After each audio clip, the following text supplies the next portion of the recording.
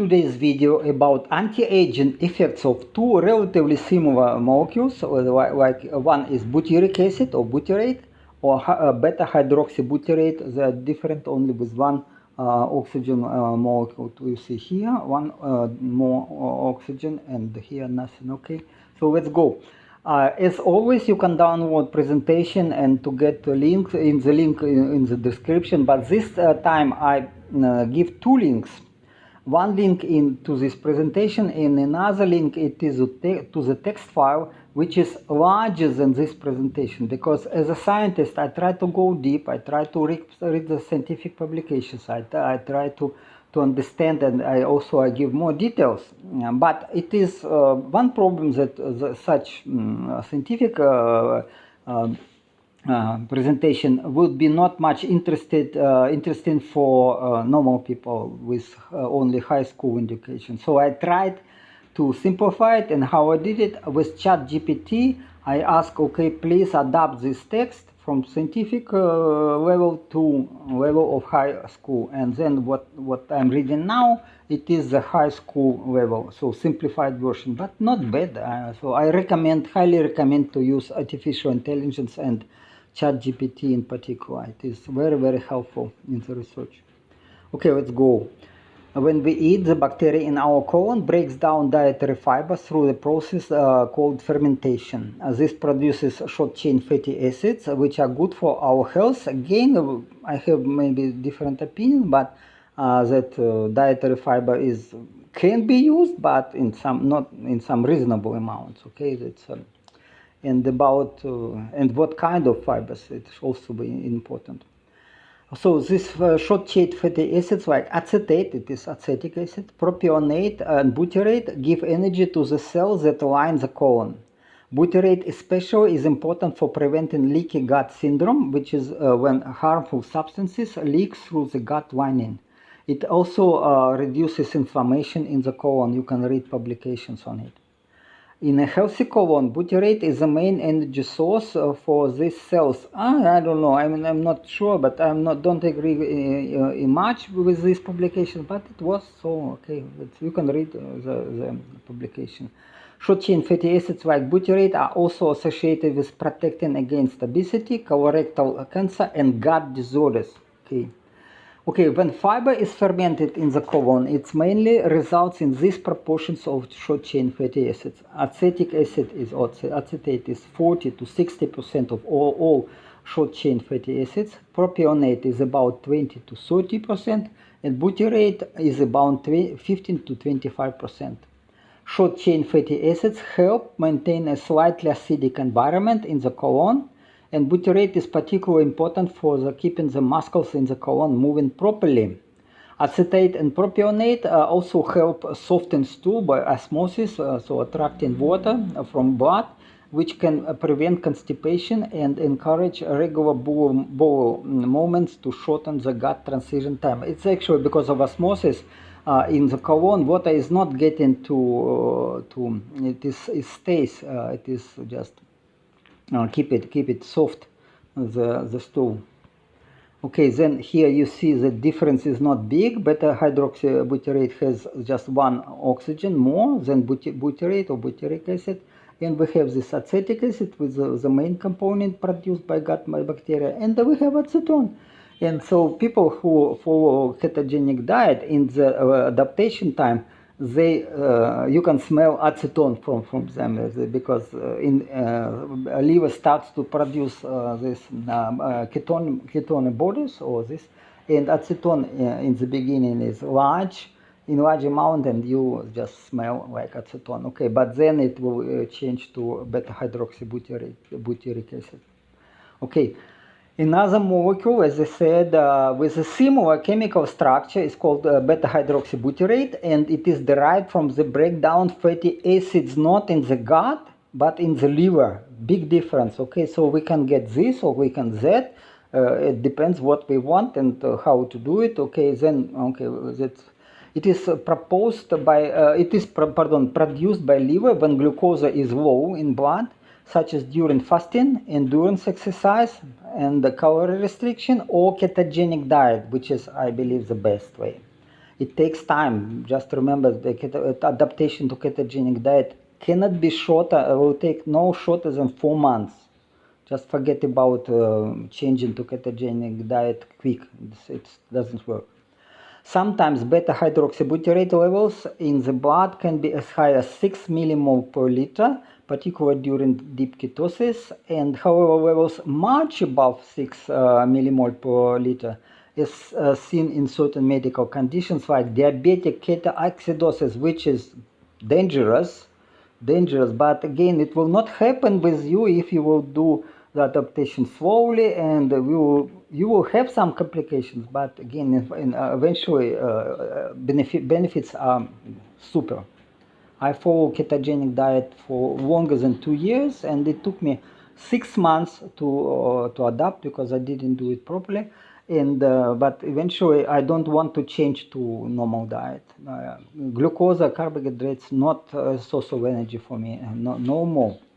Okay, so what we see, but from calorie restriction or exercises or ketogenic diet, when amount of glucose in blood is low, we have lipolysis, and then it is breaking down of fat in adipose tissue to free fatty acids, and free fatty acids are used in liver to produce this beta-hydroxybutyrate. Or we can use supplements. These supplements, or there are some medicines which can inhibit some proteins, and then it will inhibit production of insulin, and so it will be result in this lipolysis.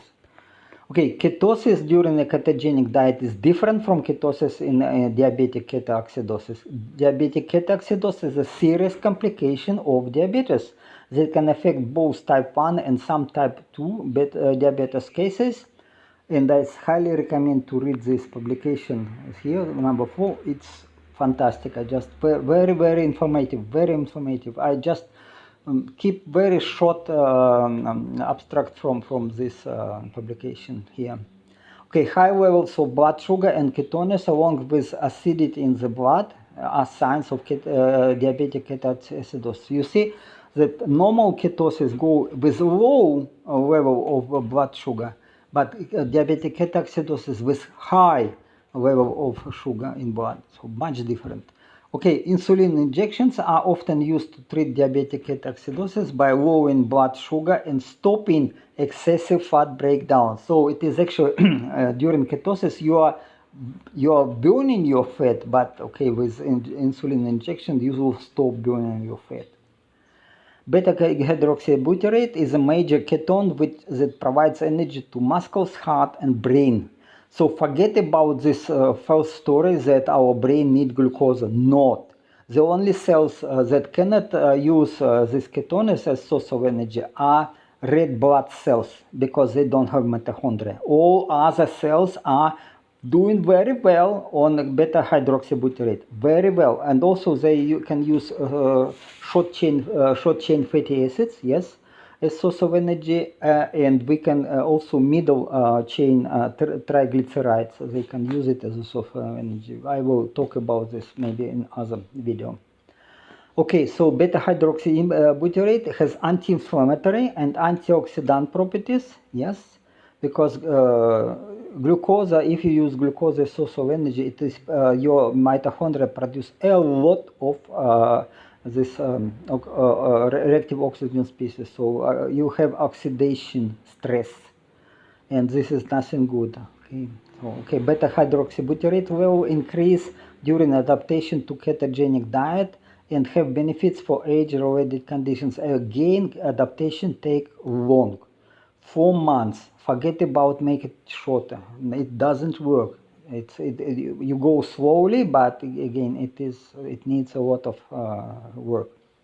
But eventually, benefits are so big that I will never shift to this to the use of glucose as source of energy. Okay, calorie restriction has been shown to extend the lifespan and delay age-related diseases, but again, calorie restriction it is not tested in humans because it is nightmare. You're always hungry. But if you change to ketogenic diet, you imitate calorie restriction. It works without calorie restriction, so it works.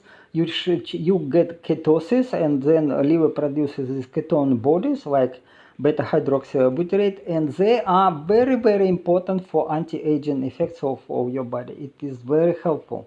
Ketogenic diet has no alternative, or I mean, you can consider carnivore diet as a subdivision of the ketogenic diet, which I love and follow myself. Beta-hydroxybutyrate improves energy production and reduces oxidative stress, as I said. Yeah, you follow glucose, it's a lot of oxidative stress, and there's a lot of problems with cancer, with senescent cells, etc. Both the ketogenic diet and calorie restriction reduce inflammation and promote cellular cleanup, or so-called autophagy. Okay, this is also important for extension of lifespan, and even if it will not make radical lifespan extension, but it is important. Without this, forget about radical lifespan extension. Okay, beta-hydroxybutyrate also affects genes related to aging. So it's also proven that we have our cells work much different on beta-hydroxy and much better. Okay, beta-hydroxybutyrate levels can be increased through dietary changes, like you follow ketogenic diet, or you do calorie restriction, which is quite hard, but some people do. Supplements containing beta-hydroxybutyrate are also available now, and affordable, and have various potential benefits like increased energy and cognitive function. I never tried it because I don't need it. I follow ketogenic diet or carnivore diet, so I don't need it. But okay, but it's probably useful. You can try. Beta-hydroxybutyrate can pass through cells membranes, also organelles membranes. And it has benefits for cardiovascular and neurological health development effects. And then this publication claims that okay, maybe for people who don't want to change to carnivore diet, we can develop some flexible treatment like supplementation with this beta-hydroxybutyrate. How it will work, we have to invest money and to see how it works. But okay, but some people claim that they cannot change to ketogenic diet. I talk with some people. I told them, this is so easy. You just do it. You will not obese any longer. And the people say, I cannot eat. I always hungry. I won't eat carbohydrates. Carbohydrates keep me happy. Yes, indeed, carbohydrates make people happy. But again, you after adaptation, you will be happy with ketogenic diet, no problem.